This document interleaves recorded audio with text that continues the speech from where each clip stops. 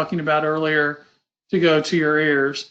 And so, again, this is what we're finding is this is where people are doing estate planning today, because I should have mentioned at the onset, right now you can pass over $11 million per person free of estate tax, federal estate tax. So for 99.9% of the people we talk to, there's no estate tax. But some of these other things are real dollars, and this is where we spend time planning. So on the next slide, Angela, this is getting into that example that I was talking about, and it really helps to see this. I was trying to talk through this. The idea of a, just a $500,000 estate, and we can always, add zeros, and it just makes them, a lot of this is pro rata. But in this case, this was a couple who did not feel rich by any means. They'd done a nice job saving. They owned their house free and clear. They had some investments, a little bit of life insurance and an IRA, and they were philanthropic. And they wanted to leave some money at charity, but just didn't feel like they could. And so this concept of the 3 boxes of heirs, charity, and the taxes, before planning, at the second death, they were going to pay about $15,000 in income taxes on that IRA. That was $50,000 of income at the second death. And so with a little bit of planning, I'll explain how we did this. On the next slide, you'll see that all we did was insert this idea of naming charity as the beneficiary of their IRA, and they were able to work towards paying 0 taxes to the federal government, and their heirs still received a lion's share of their estate. Now, we are careful to point out whenever we're doing this type of planning that if you come in with the goal that you want to get everything to your heirs and you don't want to pay any taxes, that's the rub with our tax system and the way things are set up today, is that's going to be nearly impossible to do. But if you think about this, almost like as levers, as give and take, that if we can get the heirs, $450,000, in the previous scenario, they were going to get $485,000. We can now make a $50,000 gift to our favorite charities, which was a big, big deal to this couple, and not pay anything to Uncle Sam. Is that an acceptable planning strategy? And then we can start to do what-if planning around that. But it's a very, very simple beneficiary designation form that we use in this estate plan. And in this example, what they did is the husband died first, wife died second. They named each other as primary beneficiaries. So if anything happened to one of them, everything passed to the others, and they needed the money to live on during life. But at the second death, they named their favorite charities as the beneficiary of the IRA. And that document became as important, or maybe even more important than their will, in directing assets at death.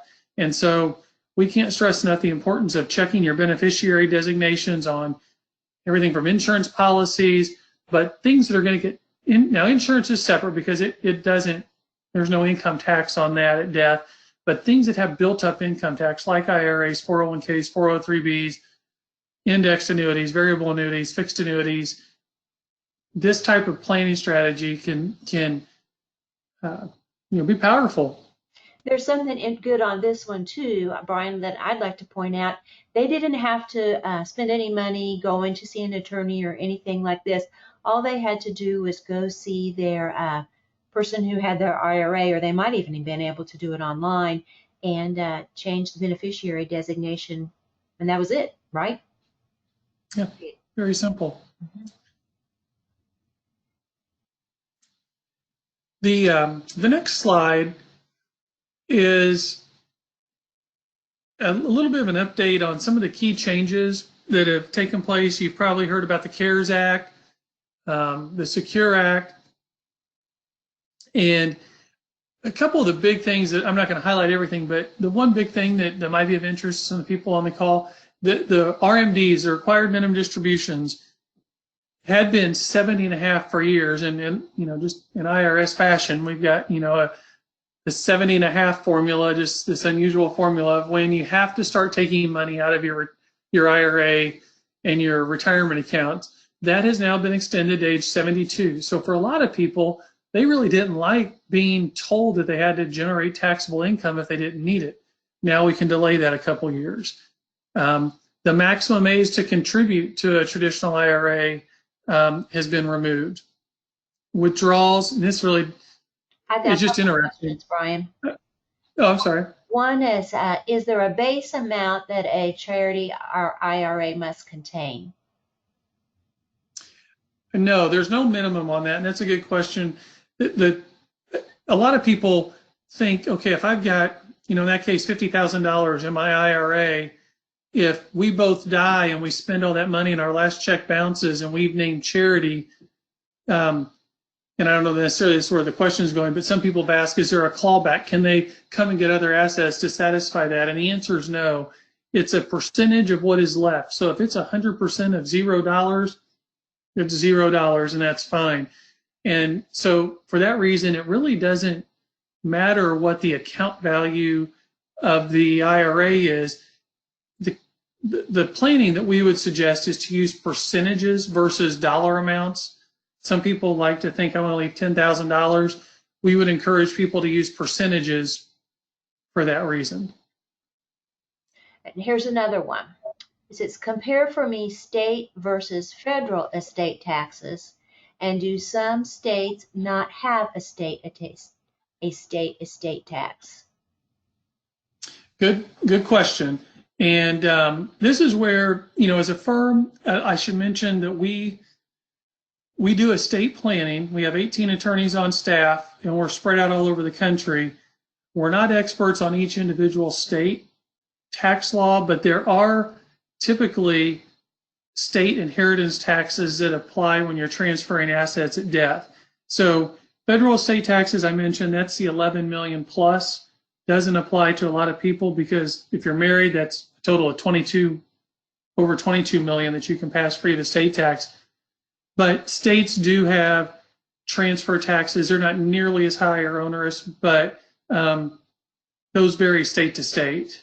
I know that's not a specific answer, but it's a good question. It is something that is, as we go through this process, when we work, especially if you decided you wanted to go through this, we help people, find out where they're at and identify some planning strategies that may help them get to where they want to go, namely reduce taxes or increase, the amount that they get to their heirs. And then we work as part of a team with a local attorney, a local financial advisor, a local insurance person, a local CPA. But that local attorney would then get into those specifics on the states. And I can send more information if there's a specific question. We've got, a library of materials, but that's maybe a little bit longer answer than you wanted. Any others, Angela? Okay. That's it. A couple of things with the CARES Act. There are withdrawals now allowed for birth and adoption expenses. That was new. It's just kind of interesting language that I thought people might be aware of. If you've got you or kids or grandkids that are thinking about that, IRAs allow that. The one negative, so the first three are kind of positives. The one negative is there was a planning strategy that, if you've ever heard of it, referred to as a stretch IRA. This idea that if you've got a large IRA and you're never going to need all of this asset to fund your retirement and your lifestyle, the idea of stretching it out for 50, 60 years possibly over the lives of your kids or grandkids was a planning strategy that a lot of, I'll say wealthier families that had a lot of money built up in IRAs would utilize. Well, that's been eliminated. And so on the next slide, you'll see that for deaths prior to 2020, the surviving spouse, obviously they can roll over. That's not an issue. But if you have a non-spouse individual as a beneficiary, you were able to stretch out over their life expectancy, or even if you had a trust, you could stretch it out over the beneficiary of the trust life expectancy. Now that has been limited to 10 years. So instead of these lifetimes for young beneficiaries, which could go on, now these IRA assets, 401k, 403b assets have to be paid out over 10 years. So a lot of planning that's been put in place needs to be revisited. And it's opened up strategies that may try to complement that old stretch IRA, and that's what this next slide just touches on, and we're not going to go into the details of this, but one of the planning tools that's been out there since the 60s is this idea of a charitable remainder trust. And it's just a trust, it's a document.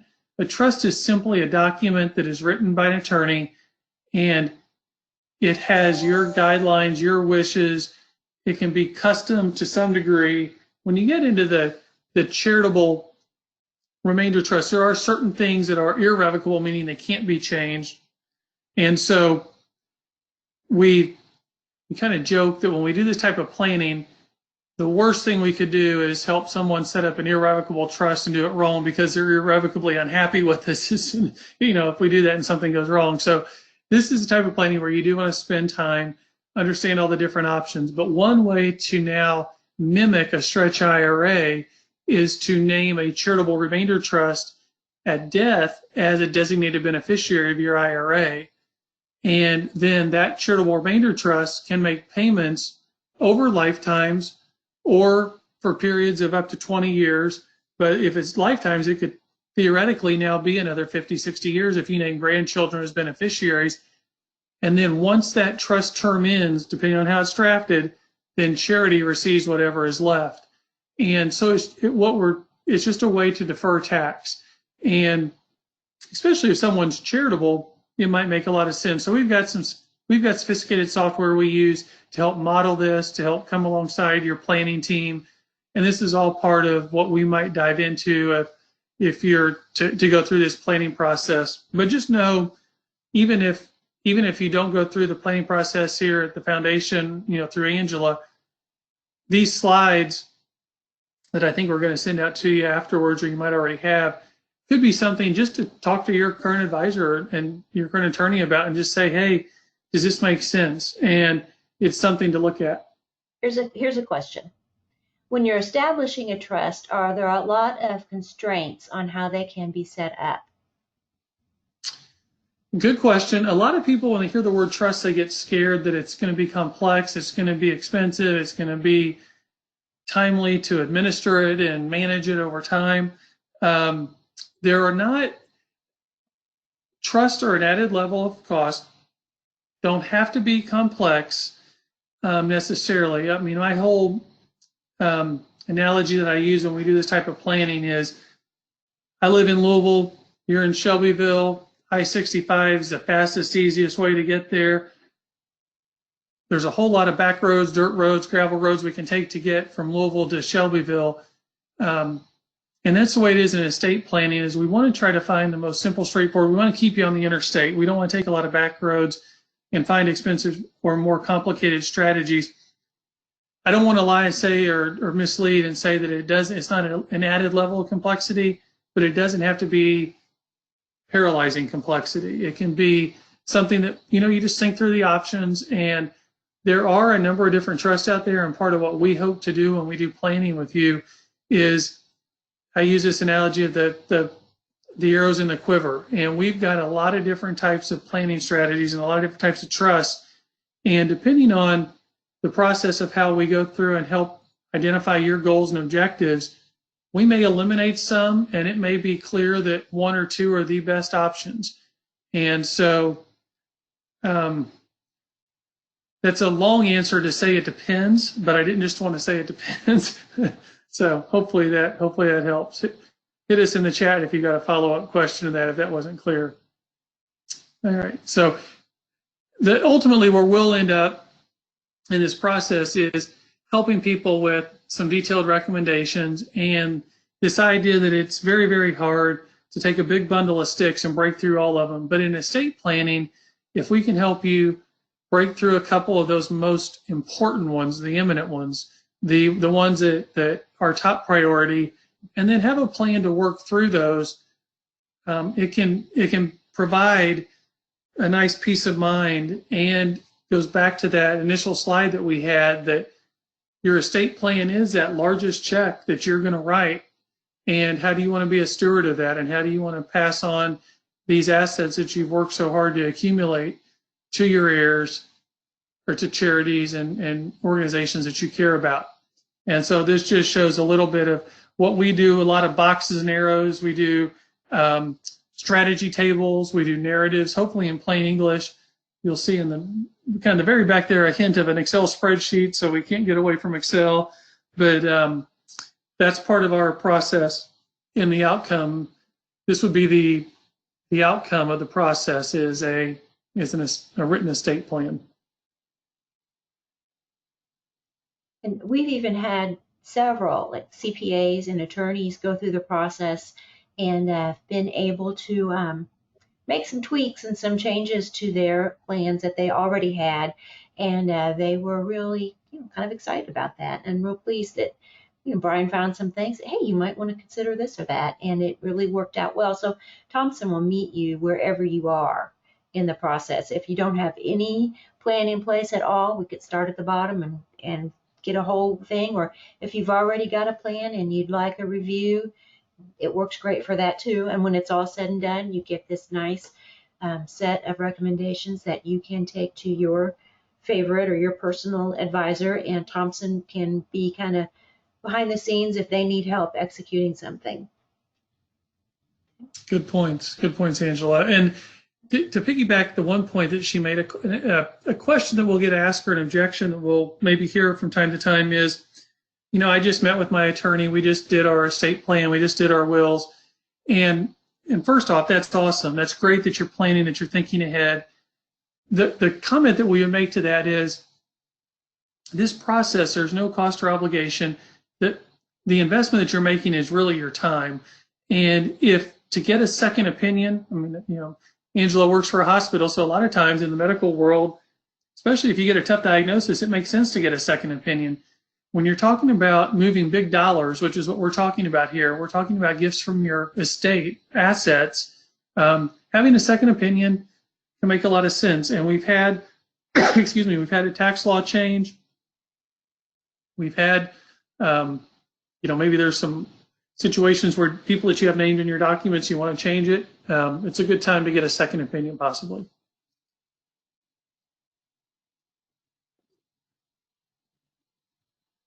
Okay, and I think this is, as we kind of wrap this up, so if I've used, as I'm talking here, I realize I'm talking to a lot of analogies and stories, but the idea of an estate plan, we have, used as this idea of, I almost picture Christmas as it's a gift. It's a gift box. And by doing an estate planning, you're getting it wrapped up, you're getting your affairs in order, and it's a gift that you're leaving behind to those that you love. One of the things that Eddie Thompson started years ago as part of this estate plan, and I'll call it kind of the ribbon on top, is this idea of letters to loved ones. And I know we've worked with people that have already naturally done this, but if you've never thought of this concept or this idea, this is the idea of writing a final love letter, sealing it up. It can be to whoever, maybe put it in your lockbox or with your important papers. And it's really sharing it is a love letter. It's your hopes, your dreams for that person that you're writing to. It's, what experiences you've had, what events you've had, what have shaped your passion in your life, lessons you've learned, principles you tried to live by, and leave that as a final gift, kind of the ribbon on top. It has nothing to do with taxes. It has nothing to do with the 3 boxes we've talked about. It's just ultimately a personal love letter to those you leave behind. And the story that I'll end on and kind of share with you on this, that I haven't had one that's any better, so I always use Eddie's story. He was working with a regional hospital up in Iowa years ago, and he shared the story of a farm couple that came in to do their estate planning. And this farmer was a hardworking farmer. Apparently he was a short gentleman. He was very short but he was very ornery. He did not want to be talking about estate planning. He wanted to be in the field. He wanted to be on a tractor. But his wife, Eddie describes that she was just as sweet as he was ornery, and she had asked him to be there, so he was there. He was a good husband. And they went through this process, and they got to this point of talking about these letters to loved ones.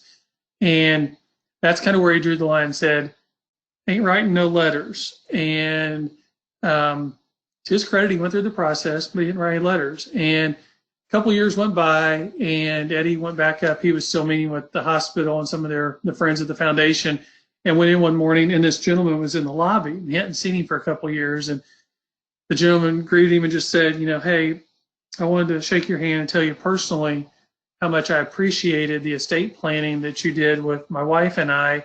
I don't know if you know, but my wife passed away about a month ago, and he shared with Eddie how he went to the lockbox, and they had 3 daughters, and he had 4 letters in the lockbox, one to him and one to each of the three daughters, and just shared that on those toughest days, those letters are what gets him by. And he shared how he sat down that day and wrote letters to his girls, and even wrote a letter to his late wife, kind of in her memory. And so things like this can have an impact when we do the planning. This is not something that we hound you on, but it's something that we like to share. We like to share examples. This slide that you're looking at are just questions, things to think about on that letters to loved ones, kind of that bow on the top. So next steps, if you're interested, we would encourage you, especially now, if you have some extra time, if you're not going into an office, if you're retired, or if if you have some time to think about this type of planning, don't procrastinate. Talk to Angela once a month. I'm either virtual or in Shelbyville. Hope to get to Shelbyville in person soon again. But start planning with your, these values, connecting your values to your valuables. And we're happy to help you sit through, identify goals, find out where you're at today, and share strategies of, how you might, make an impact not only for you and your family, but maybe for your local community and charities that you care about.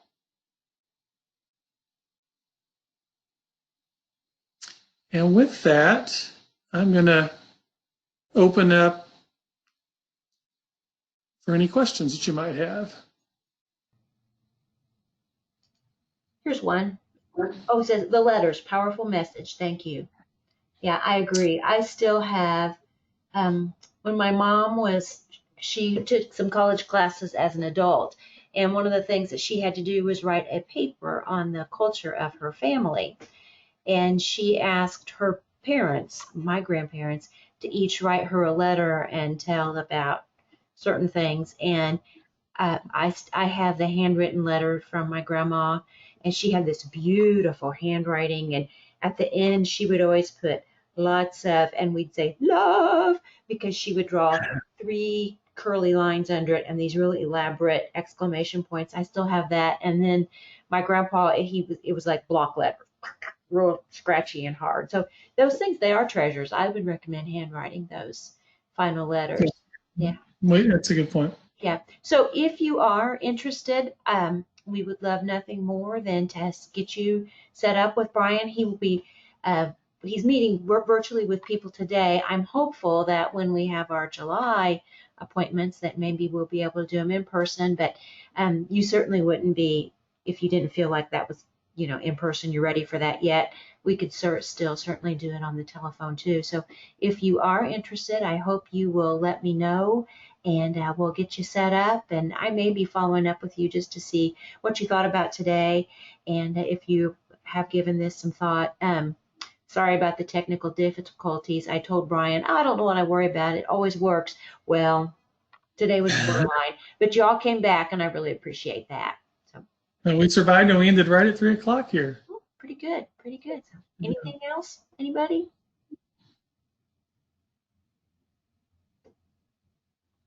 Okay. All right. Well, thank you, and have a nice afternoon. Everybody have a great day. Thank you. Bye-bye.